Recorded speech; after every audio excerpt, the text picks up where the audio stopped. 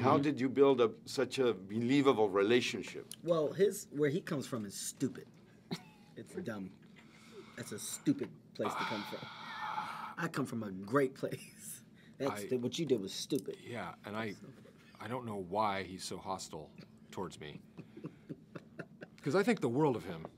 But he just continues to about your comedy background. That's just your background it's is just stupid. Yeah. How could you even?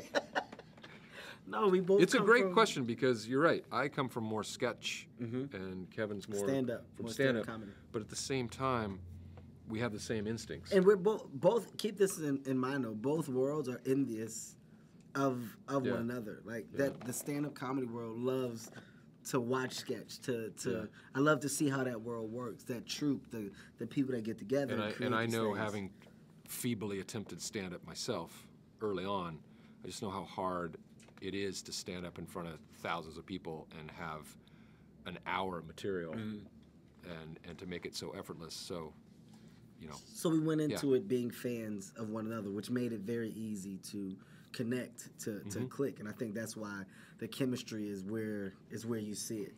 So I understand that when you were not shooting, you were just hanging out. You didn't hide in your trailers, like "Don't talk to me" like that, right? No. You didn't do that. Very, very good friends. It was easy for us to just sit in a chair and converse while they were setting up the next shot or turning the shots around, which is cool. It's nice because it keeps the momentum of the day going. Yeah. It's not you're not dragging, because when you go to your trailer, you sit down, you come out, you took an unnecessary nap. Yep. You probably ate.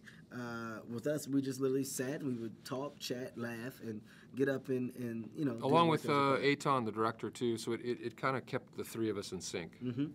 And I like to do this. That's cool, it's a no? thing he does. Just James too, no? No, it's just a weird thing he does. It's like group thing. But he does it for everything. Everything. So I thought that the film was it really breaks all the stereotypes. Don't you think? See? Now you're doing it too. It makes fun of the stupidity of the ignorance. There you go. Exactly. Yes. Racism. You get it. All those things. Could you talk a little about that? I thought it was very liberating to see a film that touches things like that. Things that we assume just because we're ignorant. Well, I think first and foremost, thank you, because you get it.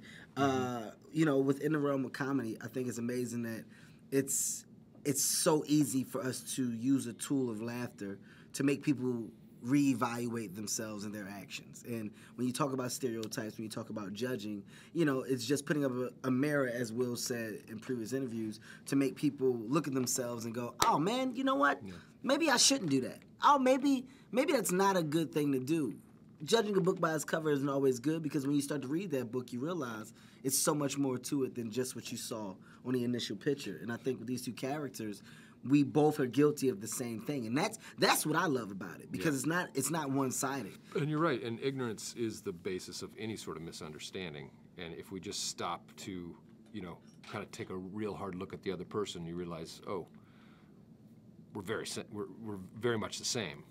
So that's obvious. First and foremost, we want to make people laugh. We want to be outlandish. At the same time, if you leave the theater going, you know what, that was funny, but it's so true what they were saying and how they just, make everything seem so silly.